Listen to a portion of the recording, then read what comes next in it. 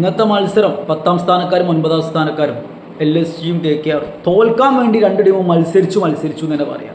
എമ്മാതിരി local കളി ഡേറ്റായി അതൊക്കെ super ഓവറിലേക്കുമായി സമ്മതിക്കുന്നു. സൂപ്പർ ഓവറിൽ മികച്ചു നിന്നത് KKRഉം. പക്ഷെ എന്ത് കളി രണ്ട് ടീമും 20 ഓവറിൻ്റെ മത്സരത്തിൽ കാട്ടിക്കൂട്ടിയത്.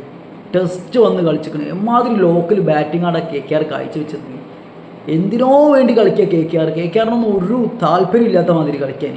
അവസാനം ആ റിങ്കു സിംഗ് ഒറ്റയ്ക്ക് പോയിട്ട് അവസാന ഓവറിൽ 3 സിക്സും 4 സിക്സും അടിച്ചിട്ട് റൺസ് കയറ്റിയിട്ട് KKRനെ മാന്യമായ സ്കോറിലെത്തിച്ച്. മറുഭാഗത്ത് വന്ന LSG അതിനേക്കാൾ മോശപ്പെട്ട പെർഫോമൻസാണ് കാഴ്ചവെച്ചത്. എന്തിന് ആ പൂരനൊക്കെ ആദ്യം എടുത്ത് പുറത്തിടണം, എന്തിനോ വേണ്ടി കളിക്കണം ഓന്. ഇംഗ്ലീഷും കൊണ്ട് വരട്ടെ, അതുവരെയല്ലേ ഉള്ളൂ ഓന്. അത് കഴിഞ്ഞാൽ തന്നെ LSG ഒന്ന് ഉഷാറാവും. പക്ഷെ ഇനി ടൈമില്ല, അത് വേറെ കാര്യം.